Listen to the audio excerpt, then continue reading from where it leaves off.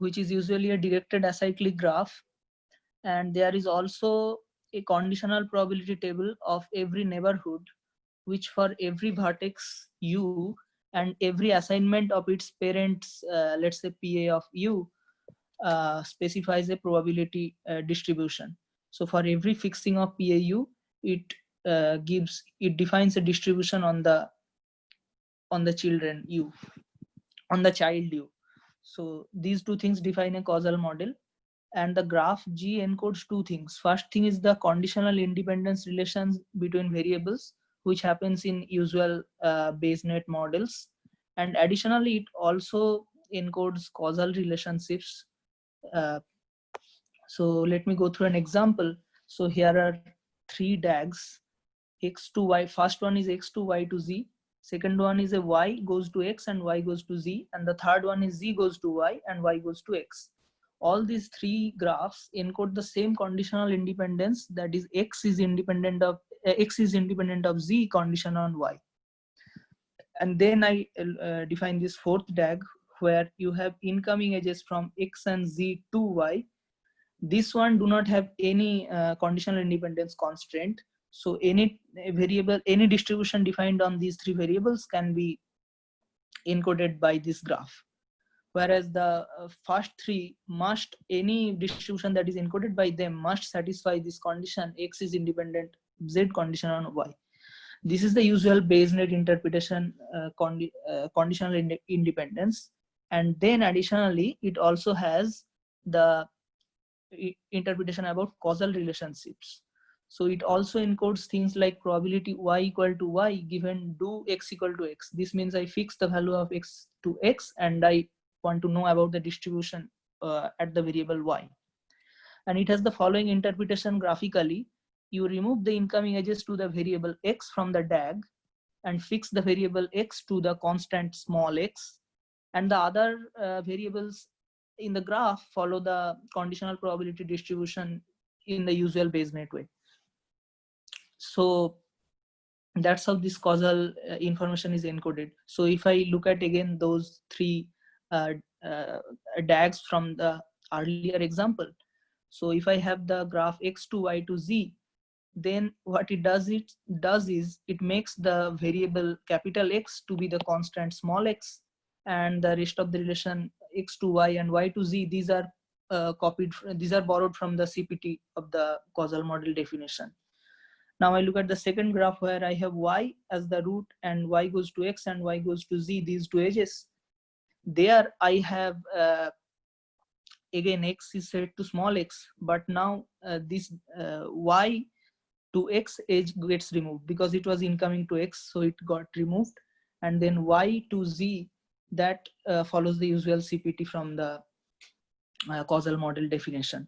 And similarly, the third example also, x get fixed to the constant x and z to y link stays the same from the conditional probability table. And this y given do x is also denoted as y given x hat and also as p suffix x y. Now one complication arises with hidden variables. So with hidden variables, G is no longer a DAG, but is instead called acyclic directed mixed graph, which essentially means that the certain variables of the graph G cannot be observed. For example, here I start with this DAG U, and U goes to X. Let's look at the second graph below. U goes to X and U goes to Y, and X to Z and Z to Y. And suppose I hide this variable U, and then I can encode this graph using this dotted edge which runs between X and Y, and the rest of the graph remains the same. This kind of graphs are called acyclic directed mixed graph. Now, when I hide such variables, a subset of variables, then the question of identifiability arises. What it means is I ask whether probability of a set S given a value do t equal to, let's say this equal to t equal to small t, this should be a small t. I fix the value of a subset of variable capital T to small t, and then I ask what is the probability distribution of another set S.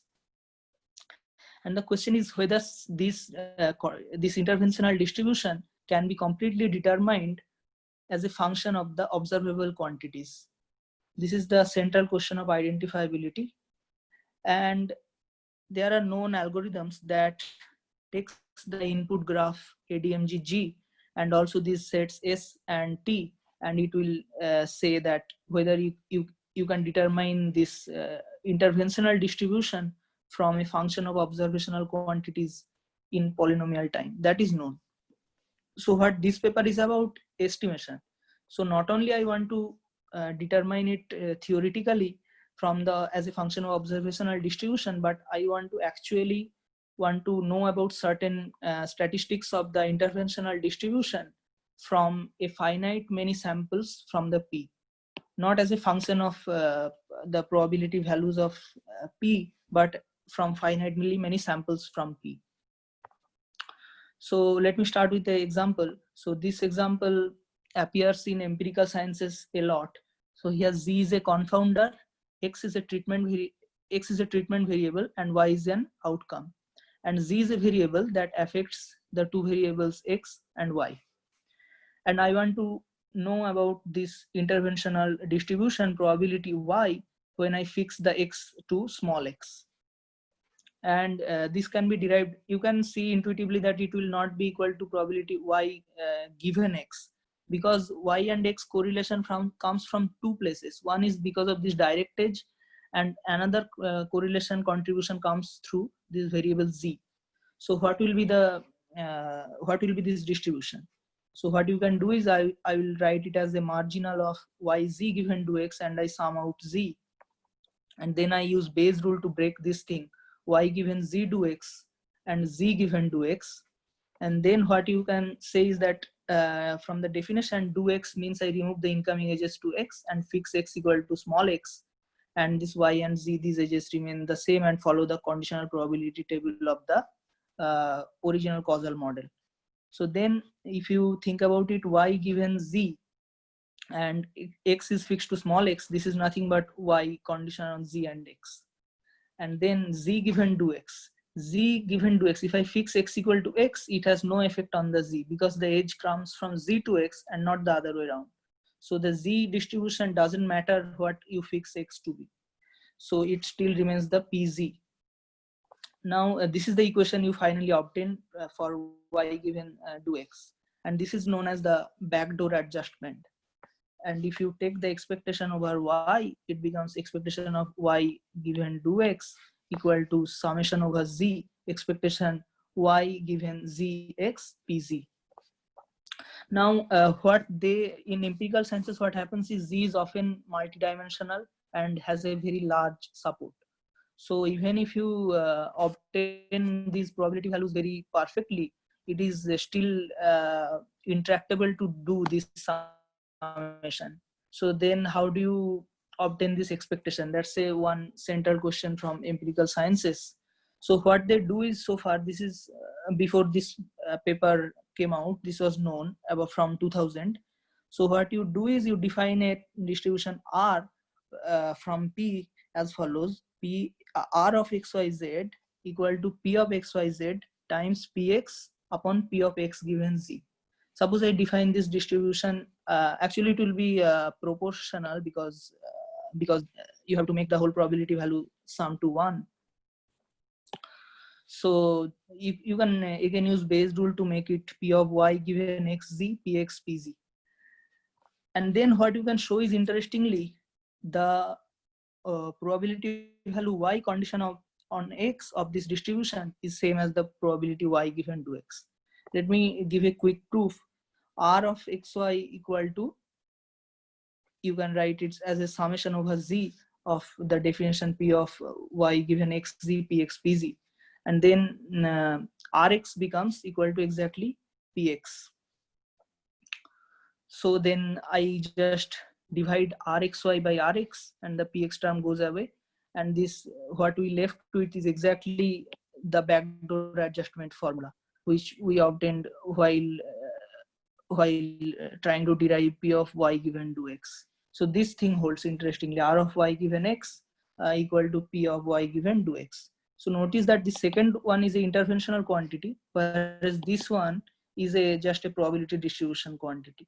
So now what they do is, I want to estimate, estimating a y condition on x from samples of a distribution is known. You just use least square regression or its generalization. So least square you use, it will give you just when y is a linear regression, you assume y to be a linear function of x, you can use linear regression. Or there are also other generalization known based on other assumption between y and x.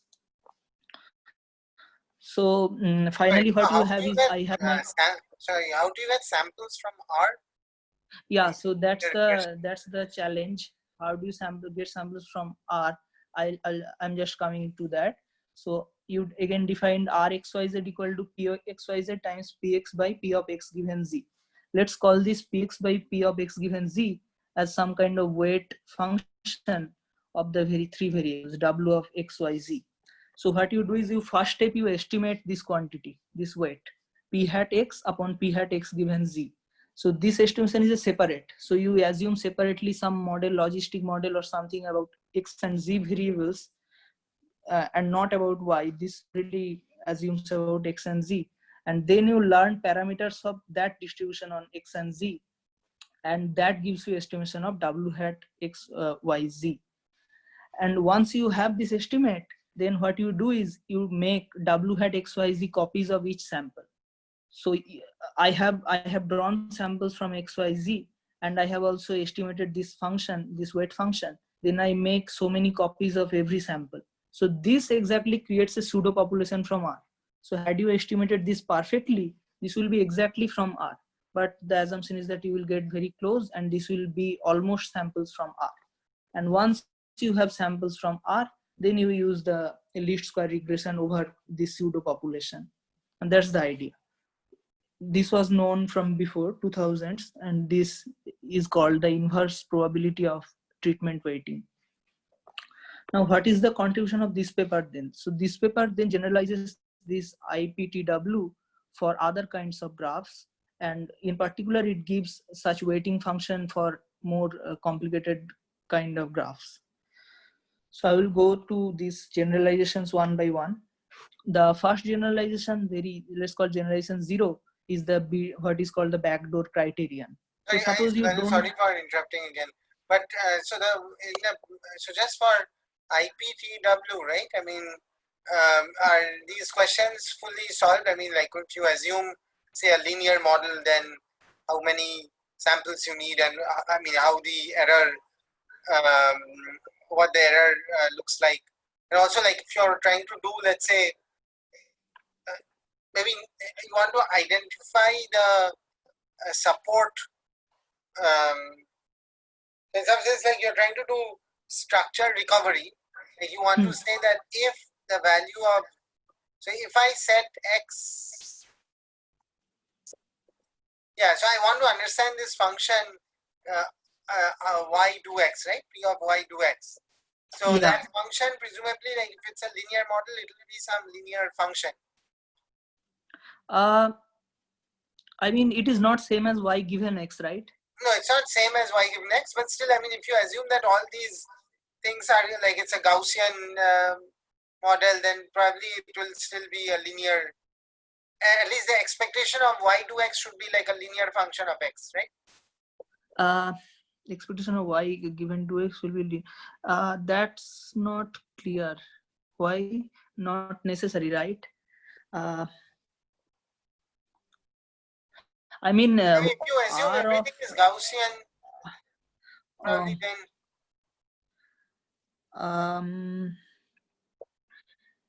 But my question is, I mean, have people looked at so like so typically, right? I mean, like in statistics, when you are looking at linear regression, which is just expectation of y given x, not y do x. So there, I mean, like there's this whole study of lasso and like all these sparsity constrained optimization problems where you say that, I mean, if the support of, I mean, if y depends on only a few variables in x, how do you identify those small number of variables? So like these things like lasso where you put L1 regularization, So I mean, are there Actually, analogous techniques here also? Like if you want to know expectation of y do x, and again, let's say that you assume that y do x, if you write it as a function, if you write y as a function of x, let's say I assume that it should depend only on some k variables. So x, yeah. So yeah, I mean, like, are there papers on these kinds of problems? I mean, I just don't know. I'm asking. I am also don't know actually what I just know. Actually, this paper I only came to know about this least square regression, that y condition on away x can be is exactly, you can use this squared least square and that solves it. Right, but I guess there it's assuming a Gaussian model, right? I mean, so There it's assuming a linear regression, I think. right. Y is a linear function of x. Yeah. But here once this pseudo population thing is there, then all you can say is that if my pseudo population y is a linear function of x, then it will correctly recover. Okay, there's a comment in the chat from Tanmay. I think there is a non-identifiability result for linear Gaussian model for observational data. Okay, maybe if you can, Tanmay, if you can send a link in the chat, that would be great. Sorry, Sukhtan, sorry for interrupting. Yeah. No, it is okay. It is welcome. So yeah, I think many things are open, except if you assume that everything is good, nice, and linear, then things are standard. Okay. That's my feeling. Okay. Yeah. So let me continue. Generalization. The very first generalization will do what is called the backdoor criterion. So you no longer have a 3-variable graph. There are multiple variables are involved, but you have the following nice thing. Any path between x and y that goes into x, these are some definitions. These are definitions. What do you call a backdoor path? A backdoor path is a path between x and y that goes into x. So this path, this direct path below is not a backdoor path because it starts from x. But on the other hand, that path that goes through z in the top, that is indeed a backdoor path. So that's one definition, backdoor path. Then the definition is about blocking. So a variable set z is said to block paths between two sets x and y if the following one of the following condition holds. So either it's a fork node, so from this z these two things forks, and this curly paths mean these can be directed in any manner, but the important part is z should fork, or z is a chain, so z takes from some other node before and it passes on to the next node, or it's chain but in the other direction. So in all these cases, if my capital Z, which I am trying to block x and y, if my capital Z includes such a small z, then I say this path is blocked by z. Or x to y path, z is a collider node, so this I don't care about this curly arrows direction, but these two things must collide at z, and then z or any of its descendants, so not only z but any of its, so these descendants are directed descendants, so z, this capital Z which I want to block, this excludes such a z or any of its descendant, then I will call that z has blocked. And if it happens for all paths between x and y, such a variable small z exists, then I say that my capital Z set has blocked x and y, all paths between x and y. Now the following theorem is known, that if my Z set blocks all backdoor paths between x and y, so backdoor I have already defined that comes into x, and it blocks I have also defined before. So if Z blocks all backdoor paths between x and y, then I can write it as probability of y given to x, but we earlier saw the backdoor adjustment formula that we can write for more general cases. So in particular, if you look at the backdoor case, so here the backdoor path between y and x is blocked by z, and then I can use this expression. So that's the generalization, it directly comes. So what they use this weighting function, you again can use this method for larger graphs provided it satisfies the BD criterion, which happens in many of the empirical sciences. many of the examples from empirical sciences. Then the next generalization they do is what is called a multi-outcome sequential backdoor, or MSBD in short. Very much like backdoor, although the graph looks very Hi, complicated. So, yeah, Sutanu, I hi. have a question. Yeah, Sorry to interrupt. no, Isn't it's Z fine. more? Isn't Z a hidden confounder in most of these cases? Yes, many times it is a hidden confounder, but then at least in this example, this one, they are known that it is not, you cannot identify it from observational distribution. That is known uh, I see. in Okay. general. Okay. Then, I mean, oh, I see. So you cannot, I mean, you would not have the right-hand side expression, obviously. No, you cannot write it as a function of P anymore. Yeah. But the interesting thing comes here because the main point here is that it is not just P of Y given do X.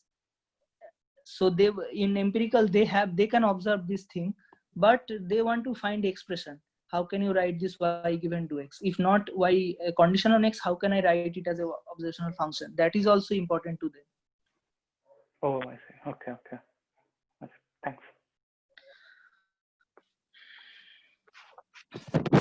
Yeah, so next generalization about this MSBD, and so it appears in the following form. So I have some treatment variables X and I have some outcomes Y. So X1 to Y1 and X2 to Y2, but these are time varying treatment. So I am doing some experiment and my treatment varies over time. And there is a confounder Z1 and Z2 that confounds them. And there are some conditions. For example, there is no edge from a future, from a, for example, X2 to Z1, there is no edge.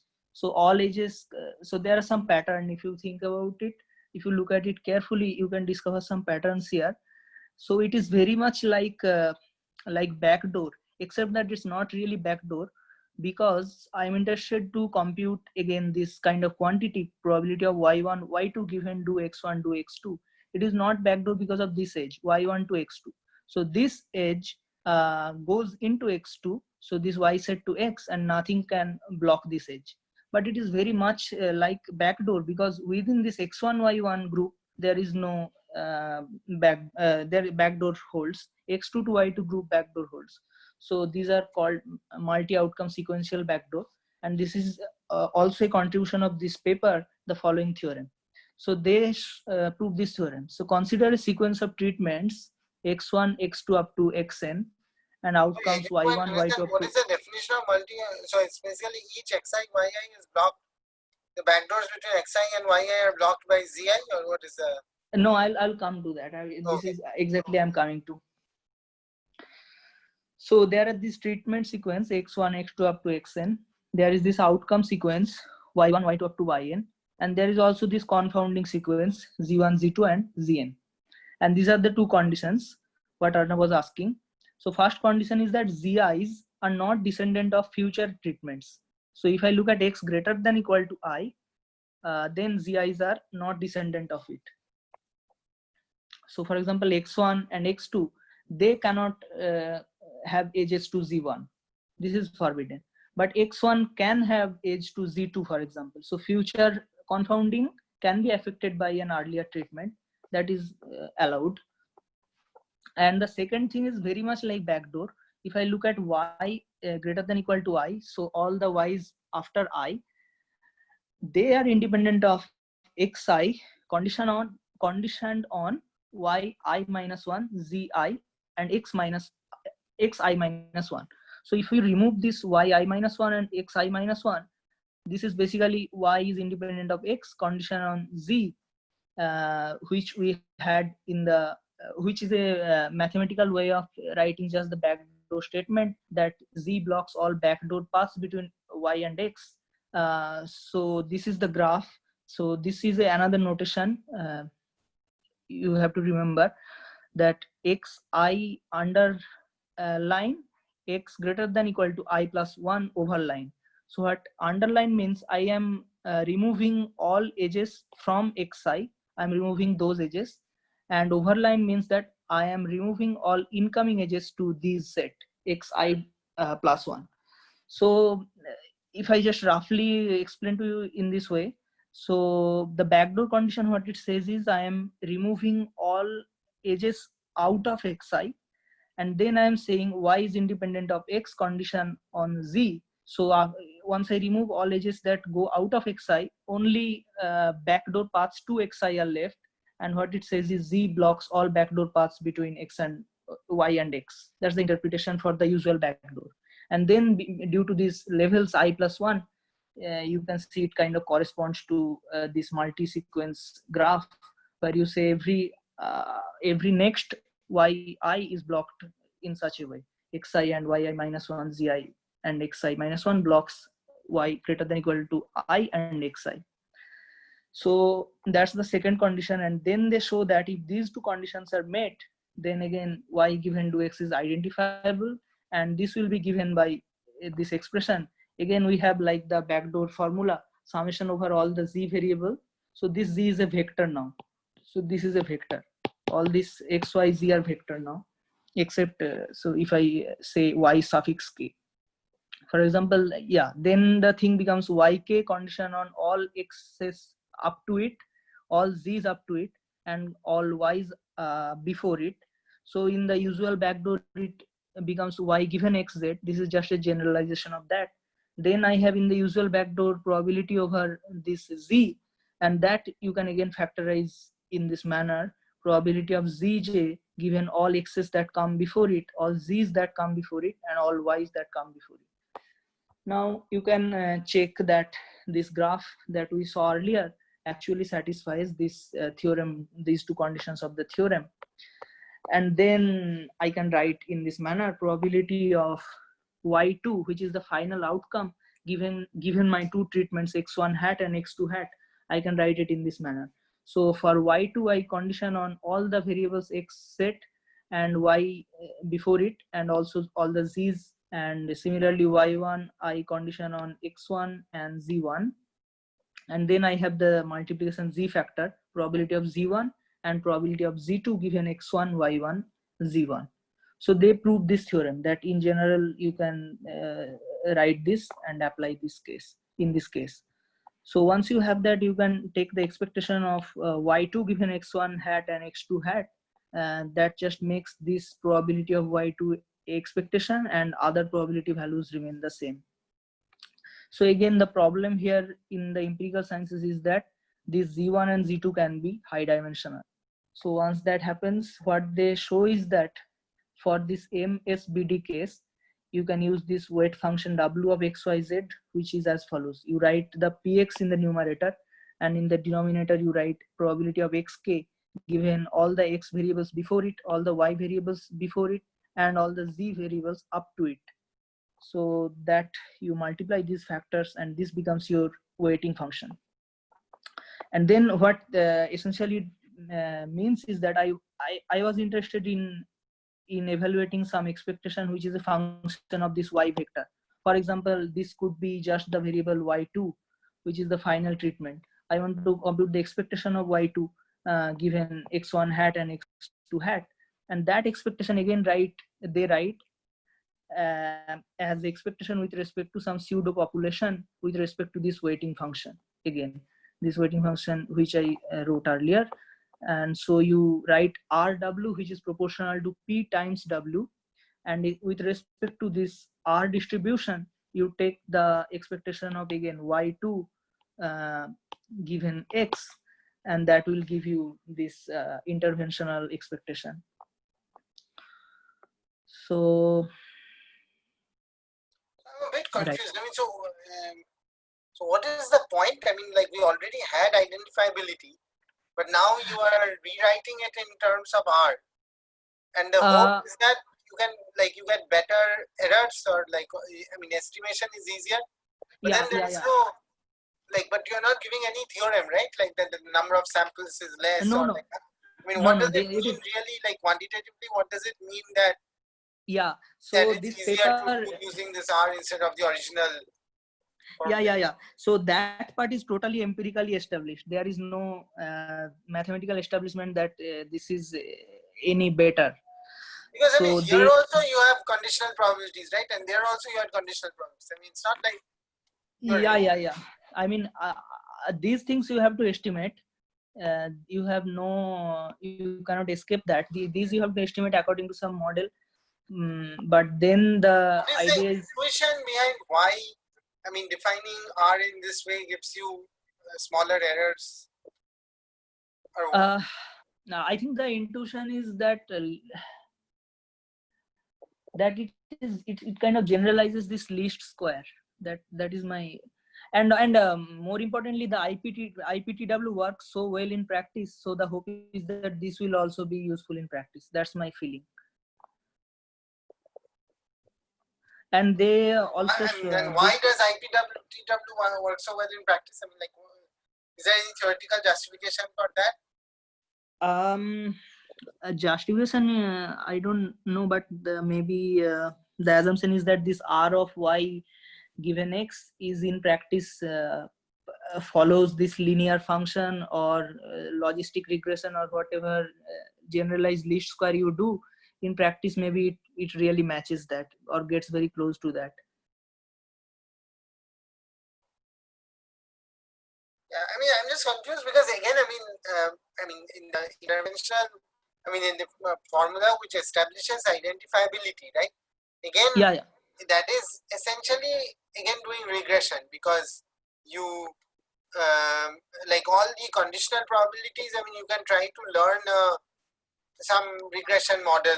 Right. But the challenge is here, this summation over z, right? This is very high dimensional. So, yeah. so Whereas, ultimately, yeah, you have to do some expectation and you can use some clever Chernow bound to estimate it. That's one way, of course. but instead of doing that, now so now you don't have the summation over z, is it? Yeah, so now you don't you have go back summation to the over IPTW just once. Yeah. Let me go to this one here. Yeah. So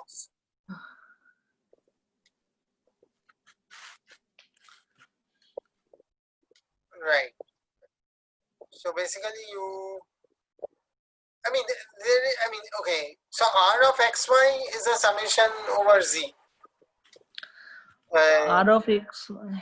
But, Yeah, R. how are you drawing samples again from R? You said you estimate this W. Yeah, first I'll estimate this W, and then for every sample, I will copy so many times. So for every Z, or what is this? I mean, like, so what is P hat of X No. on Z? So this is for like, Yeah. right? Yeah, so for now, assume these are correctly estimated. So let's say P No, I hat is basically equal to P. I learned X as a function of Z. So there's some model, like maybe it's a linear function or something. Yeah. They I assume learned some X model. as a function of Z. Yeah, they assume some model and they learn this quantity, this W hat.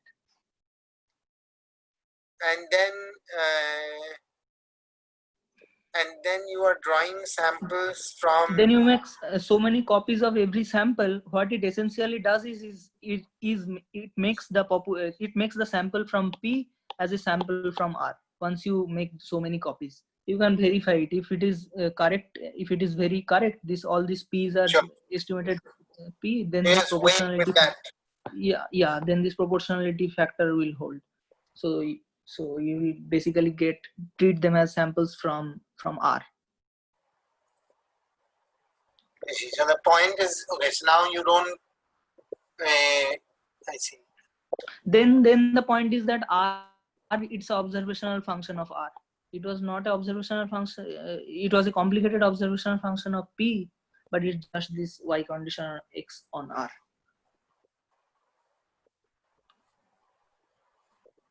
Okay. Excellent. So now kind of Z goes out of the picture. I mean, Z is there only in like your model of how Z depends on X. So it's only in that weighting function. So right. Now X depends on Z.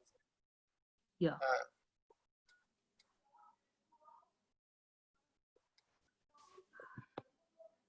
Very nice.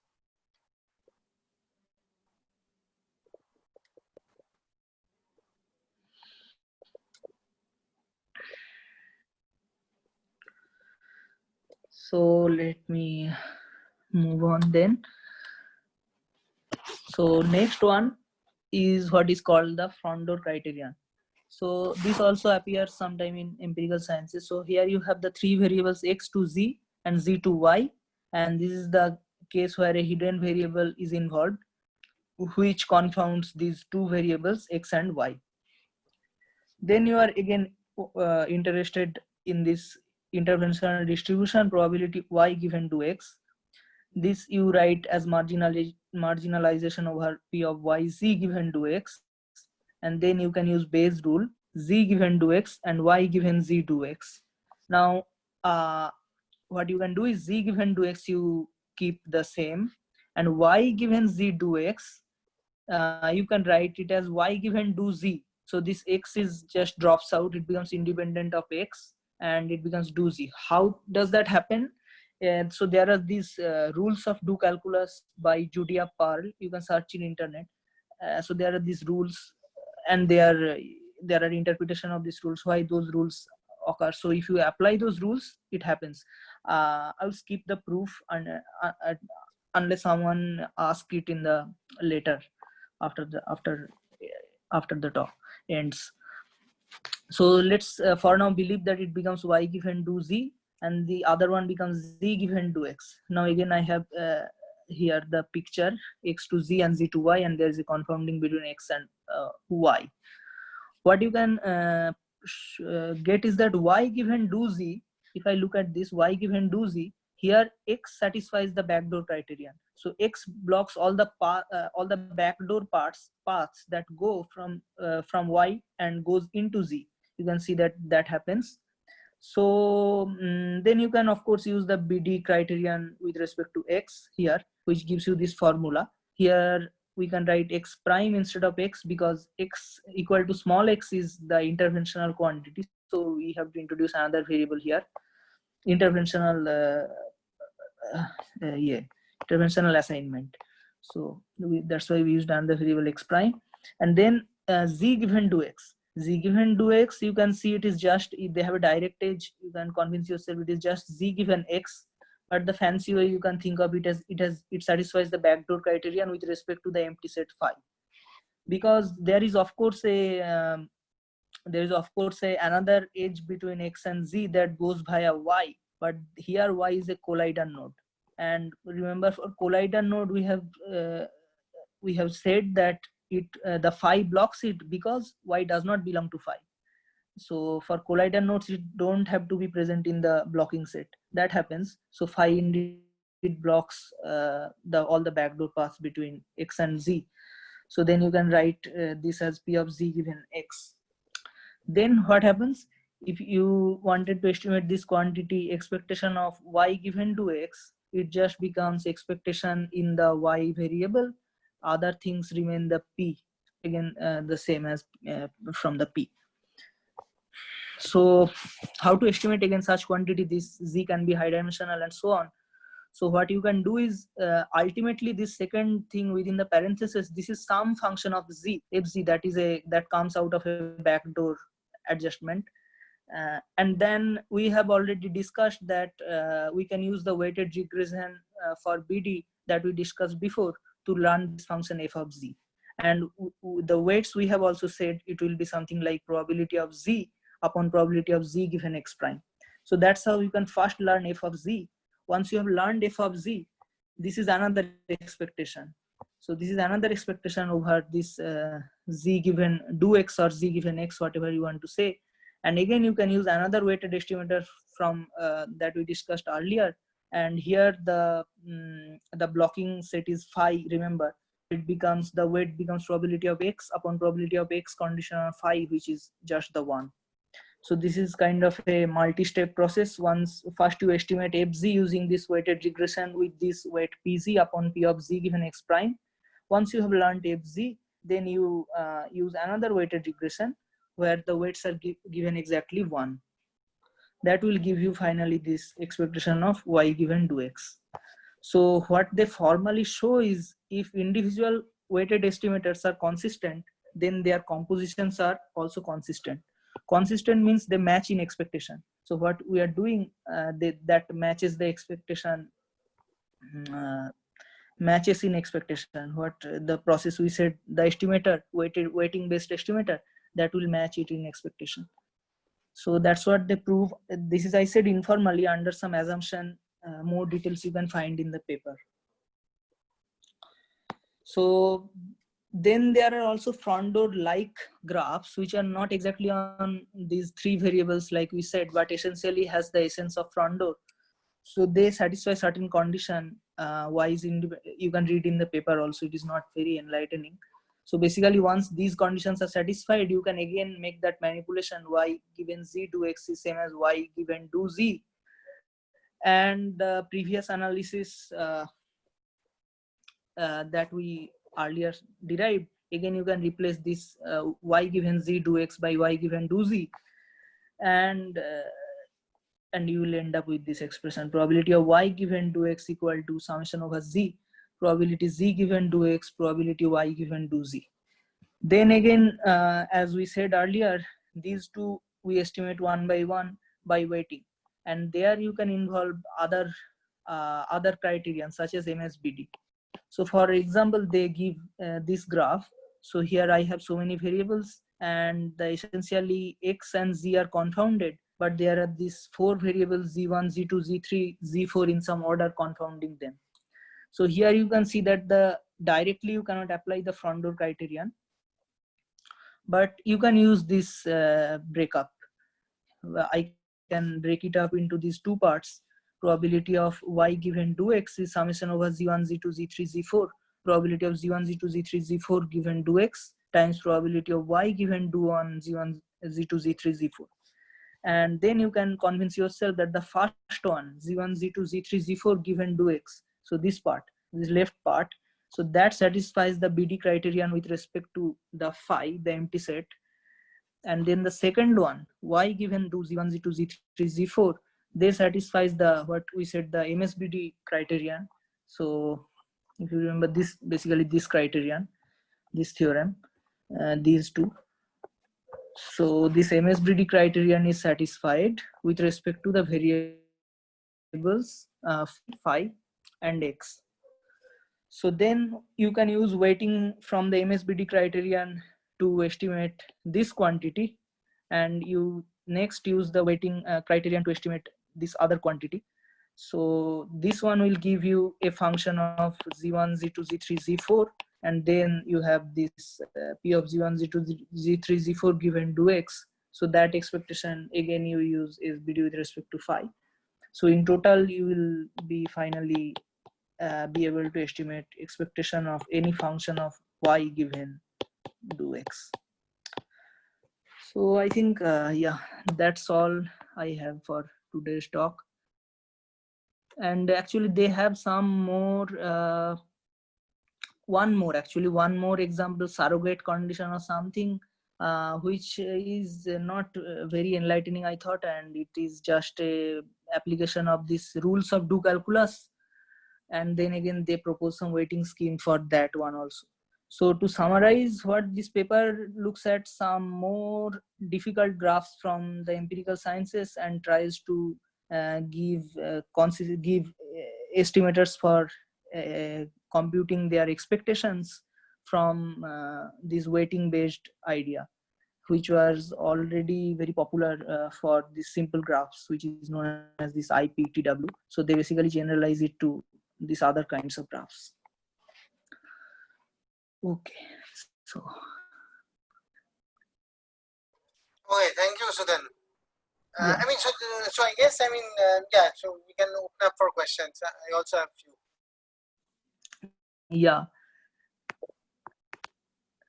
Yeah, sure. If you have, let me Yes, also open the, yeah.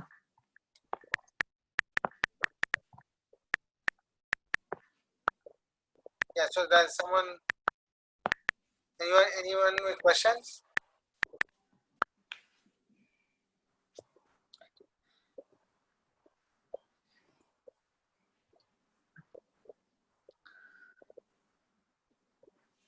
So what I wanted to ask is, I mean, so I guess, I mean, the hope finally is that we can find like such an estimator for any graph. Is that correct? Not all graphs. I mean, it has to satisfy either the MSBD criterion or it has to No, satisfy this composability. I mean, this is not solved in this paper, but I'm saying eventually, is that the goal? Oh, That yeah, like yeah, for yeah. any identifiable intervention, you should be able to. Yeah, I mean, identifiability is well understood. The thing is to estimate these quantities with finite samples, and also you don't need to learn the probability distribution up to some distance. That is not required. It is enough to estimate these expectations. So that's what this empirical science is most interested. You Sure. want to estimate the expectation. Yes, but also you need like some control of the variance, right? Yeah, you need to control some control of the variance, but that's it. Yeah. Okay. Do they talk about the variance or is it only the expectation? I have only read this couple of papers from this 2000 which proposed So this paper IPTW only and talks this about one. the expectation, is it? Yeah, this paper only talks about expectation, not even expectation. They say that empirically it works well. And empirically it works well.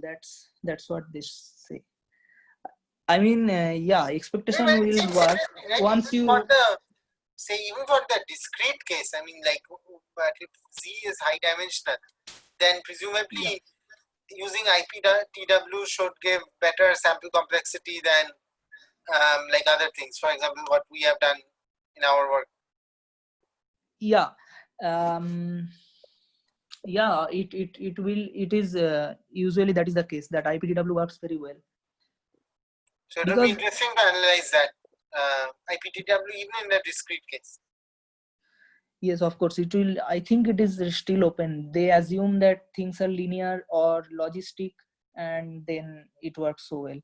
So yeah, it is interesting to analyze this variance at least. Yeah, I have not seen that. Yeah, but but I'm saying even in the discrete case where maybe you can, where you don't have to make model assumptions like linearity. Oh, like right. You don't have to make. So you want to estimate this P Like, of so X. for finite variables, even then maybe it seems interesting because you don't have. Yeah. I mean, so if say Z is over like a much larger alphabet than X and Y. Yeah, if you assume it to be linear. Is No, it? I'm not saying linear. I mean, it can be some arbitrary. It's over a finite alphabet, but the alphabet size is much larger for Z than for X and Y. I believe some assumption you have to make because you want to estimate this X upon X given Z, and your error term is controlled by how correctly it will come. It is very natural to assume that that will control how close you are matching that, right? So you have to make some assumption, I think. Yeah, but I mean, you can try to learn the. There are papers, right? I mean, which try to learn this conditional probability, conditional distribution up to. Yeah. I see what you're saying. So yeah, for large alphabet. Even for large alphabet, there are some. I mean, in general, is it known? I don't know. But anyway, that's a very interesting question. Of course, firstly, how close I can get to estimate the weights. Secondly, how these errors of the weights affect the errors of final expectation estimation. Right. Yeah. So both questions are very interesting. Yes. Sorry, Arnab, you were suggesting when it is discrete, I did not get how one would estimate p hat of x given z, even if z has large alphabet. Yeah, I mean, in IPTW.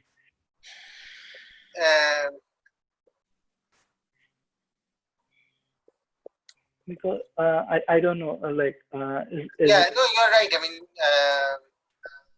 if you don't make any assumption, then like basically it could depend arbitrarily on Z.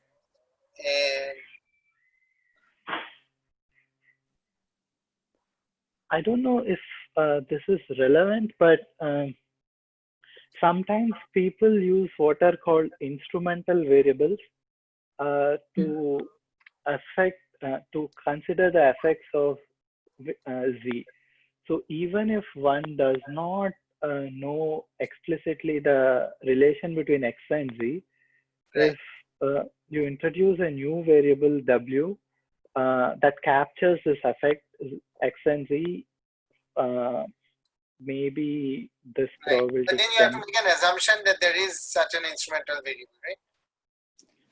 yes, which is Yeah, which yeah, I guess I guess, yeah, often you assume that it's there. yeah, that mm. Yeah, no, I was just wondering, I mean, like using this IPTW based estimation, I mean, is it, like, can we prove, like, even, I don't know, like, even in simple cases, how it actually improves over the naive use of the backdoor formula? I mean, so this equation 1 in the screen which Sutanu has shared, right? I mean, so, the naive thing is that you sample Z and you estimate this expectation y of x, y given x and z, Yeah. right? So again, I mean, you can build some model for how y depends on x and z. So You yeah, can try to do this Monte Carlo, like it's basically like an expectation over z of this yeah, you can expectation of y given x and z. So basically, yeah. I can sample z and then I can look at and then maybe I can, and then I have built this regression model of how y depends on x and z, and then I compute this expectation for this specific value of z that I have sampled, and the value of x which is there in the two. So that also seems like, I mean, yeah, it's again using regression, and like if you make some assumptions, then this will also give. So I just don't kind of see immediately why IPTW is so much more effective in practice than just using the naive approach. Yeah, I think what you are suggesting, this kind of double expectation and expectation over z of this equation 1, the summation you remove and I take expectation of z. I think it is ultimately the IPTW approach. My feeling is that, because this you have this again x given z conditional expectation, that is like this weight. It seems a bit different, right? Because here you are saying that you are generating this new distribution by putting many copies of something that you have sampled earlier, and like this distribution R, and then you are looking at the conditional of y given x in this new distribution. Whereas here, I mean, at least explicitly you are not doing that. Here, I mean, yeah. So this approach I am suggesting is that you just sample z from the distribution P, and then kind of separately you build this model of how y condition of what y condition on xz is, right? So you learn this regression model for how y depends on x and z. So you sample z and then you plug in x, and then you see what the expectation is. Yeah, Raghav? How can you sample z? Sorry, because we are assuming z is okay. So the first question is, how do we estimate this y given y given z, sorry, x given z without like sampling from z, even if we assume linearity? I guess, I mean, you have to assume something about the distribution of z. I mean, so even in this IPTW approach, you are looking at probability of x given z, right? So you have to build. But how? So okay, so you have to have some assumptions that kind of z explores all of the space, and then x depends linearly on z. So maybe z's are full rank or something. I mean, like when you sample, I mean, the design matrix that you get from z, that's full rank, and so you can estimate the coefficients. But my question is, why can't you do the same thing just naively, like just using this equation 1? So again, you learn this model of how y depends on x and z. Yeah, that seems possible. That I understand what you are saying. But is it that maybe it's maybe like, you have to I see, maybe I think y is more like a Boolean variable and x depends linearly on Z. So it's easier to do the regression for X than to do the regression for Y. Is that the reason?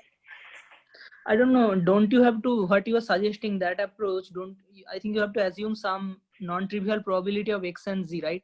To estimate this expectation Y given XZ.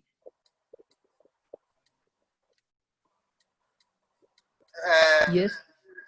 No, I'm just saying that you, so Y given XZ, you estimate separately. Like you, maybe you have some logistic regression model or whatever, linear regression model Oh, of how right. Y depends on X and Z, and you, but maybe you're right. I mean, like, yeah, but I guess the issue is that, I mean, your model could have errors for the X and Z which matter. So, Yeah. like, even if you're close to maybe like a L2 error, maybe like for the X and Z which matter, meaning like the X which is set by the I mean, whoever is doing the intervention, and Z which is getting sampled from the distribution of Z, maybe for those X and Z's you are like horribly wrong, Yeah. and so your expectation is very off, whereas maybe that doesn't happen in the IPTW approach. Yeah, But, yeah. But I think it would be interesting to kind of just understand rigorously what's going on. Yeah, yeah. Also in the front door also, you can write two expectation like that. You can also do that Right. kind of. Yeah. Like regarding the suggestion you mentioned, X is only a function of Z, but Y is a function of both X and Z. That's why it's probably harder to do like regression or any linear regression for two variables. Say that again. So X is only a function of Z, but Y is a function of X and Z.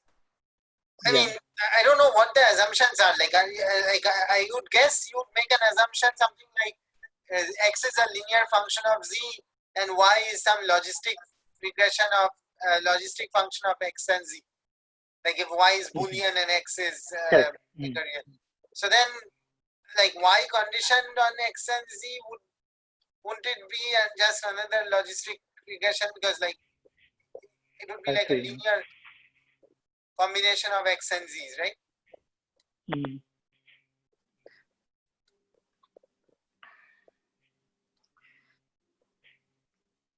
Okay. Yeah, I think. But maybe the issue is kind of more subtle. I mean, it's just that like statistically, maybe,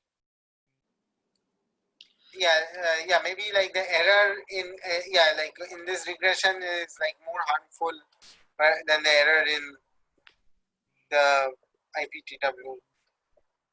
Yeah, I don't know, but it seems very natural to do what you suggested. I don't know, IPTW works very well, it seems. I mean, here I can imagine an issue, right? I mean, it's just that, I mean, X is not in your hand. I mean, X is being given by whoever is doing the intervention. So it could be that your regression fails horribly for that value of X. But and then you're way off, because you need to kind of do it for any X. Yeah, but in the IPTW also needs to estimate this X IPTW given, is X given Z. And also X, the numerator So, PX. yeah, so maybe. So usually they assume this. So it could be right that this P of X, so it's P of X divided by P of X given Z, right? That's the way. Yeah. P of X could be, you could be like very, because it's like ratio, it could be like ratio of two tiny quantities. Yeah. And then you could be like very, very off there, right? No, I think they assume in IPTW that this weight is estimated very good, very nicely. That's I think they assume. Otherwise things are, I mean, even if you go to this paper, this one, they assume that this weight hat is very close. Then on top of that you have this regression guarantee. So, but the weighted that X and I think the assumption is the X distribution is could be estimated very well. That's the assumption. I see. But then I'm not sure why that doesn't help here also. maybe I think what we can assume is XZ distribution can be estimated well, and also this regression assumption holds, whatever it is, logistic or linear. And under that assumption, your approach, how much compare it with other approach, that will be the test. I guess people have, I mean, yeah, I mean, I just don't know the literature. I mean, maybe. Yeah, I also don't know, but it's really a lot of. But I thought the first lecture that you discussed, that isn't it was similar to this one? Yeah, it was similar, but yeah, so but basically they were using more complicated models like random forests and things like that. But the problem was, the problem was the same? The problem was the same, yes. But they don't use the IPTW, is it? No, they don't use IPTW. See, so these all things are there. So. Okay, I guess we'll stop here then. Yeah. Okay. Thank you everyone for joining. Thank you, Sutanu. Thanks. Yeah. Okay. Yeah. So I'll put this video up on the website. Yeah, and I will send you the scribe. Okay, great. No. Thank you. Yeah. Bye. Thank you. Bye.